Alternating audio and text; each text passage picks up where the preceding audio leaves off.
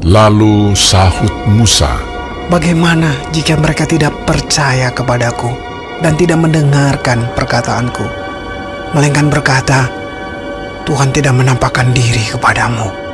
Tuhan berfirman kepadanya, "Apakah yang di tanganmu itu?" Jawab Musa, "Tongkat."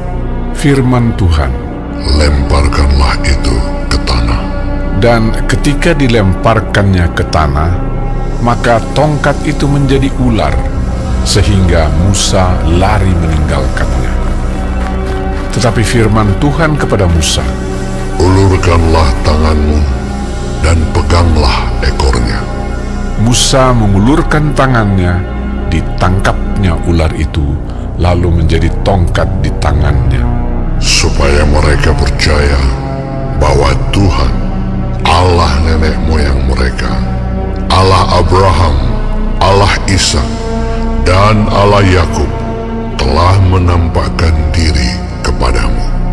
Lagi firman Tuhan kepadanya, "Masukkanlah tanganmu ke dalam bajumu." Dimasukkannya tangannya ke dalam bajunya, dan setelah ditariknya keluar, maka tangannya kena kusta putih seperti salju. Sesudah itu firman-Nya, "Masukkanlah tanganmu kembali ke dalam bajumu." Musa memasukkan tangannya kembali ke dalam bajunya, dan setelah ditariknya keluar, maka tangan itu pulih kembali seperti seluruh badannya. Jika mereka tidak percaya kepadamu dan tidak mengindahkan tanda mukjizat yang pertama, maka mereka akan percaya kepada tanda mukjizat yang kedua. Dan jika mereka tidak juga percaya kepada kedua tanda mukjizat ini dan tidak mendengarkan perkataanmu, maka engkau harus mengambil air dari sungai Nil dan harus kau curahkan di tanah yang kering. Lalu air yang kau ambil itu akan menjadi darah di tanah yang kering itu. Lalu kata Musa kepada Tuhan, "Ah, Tuhan, aku ini tidak pandai bicara, dahulu pun tidak, dan sejak Engkau berfirman kepada hamba-Mu pun tidak. Sebab aku berat mulut dan berat lidah."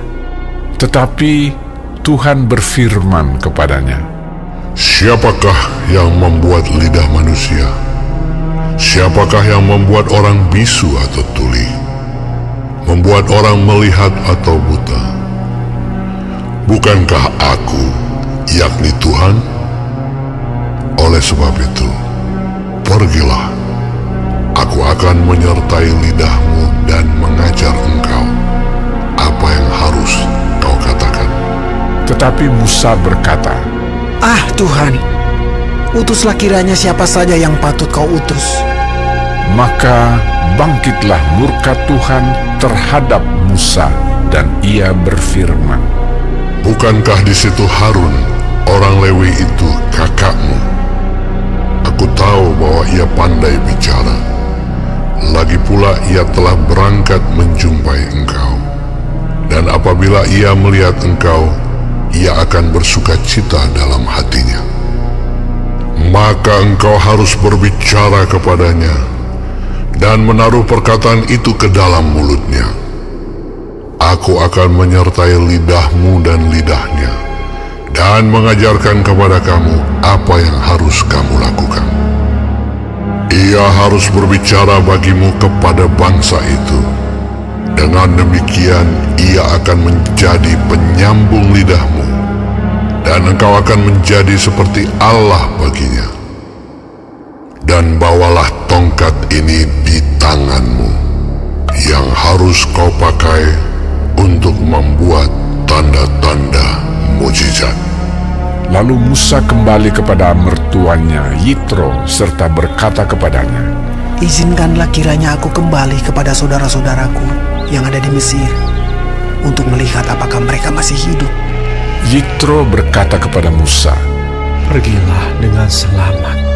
Adapun Tuhan sudah berfirman kepada Musa di Midian, Kembalilah ke Mesir, sebab semua orang yang ingin mencabut nyawamu telah mati. Kemudian Musa mengajak istri dan anak-anaknya lelaki, lalu menaikkan mereka ke atas keledai, dan ia kembali ke tanah Mesir, dan tongkat Allah itu dipegangnya di tangannya. Firman Tuhan kepada Musa, Pada waktu engkau hendak kembali ini ke Mesir, ingatlah, supaya segala mujizat yang telah kuserahkan ke dalam tanganmu, kau perbuat di depan Firaun. Tetapi aku akan mengeraskan hatinya, sehingga ia tidak membiarkan bangsa itu pergi. Maka engkau harus berkata kepada Firaun, beginilah firman Tuhan, Israel ialah anakku, anakku yang sulung. Sebab itu aku berfirman kepadamu, biarkanlah anakku itu pergi, supaya ia beribadah kepadaku. Tetapi jika engkau menolak membiarkannya pergi, maka aku akan membunuh anakmu, anakmu yang sulung. tetapi di tengah jalan, di suatu tempat bermalam, Tuhan bertemu dengan Musa dan berikhtiar untuk membunuhnya.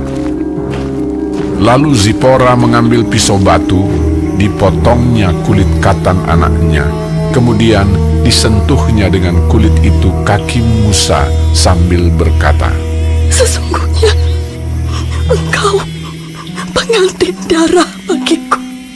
Lalu Tuhan membiarkan Musa, pengantin darah, kata Zipora waktu itu, karena mengingat sunat itu.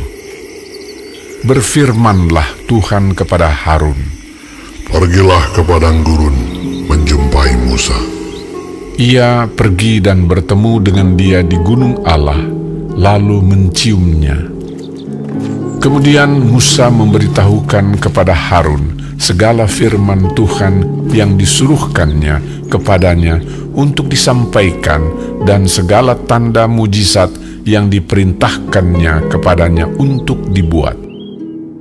Lalu pergilah Musa beserta Harun, dan mereka mengumpulkan semua tua-tua Israel. Harun mengucapkan segala firman yang telah diucapkan Tuhan kepada Musa, serta membuat di depan bangsa itu tanda-tanda mujizat itu.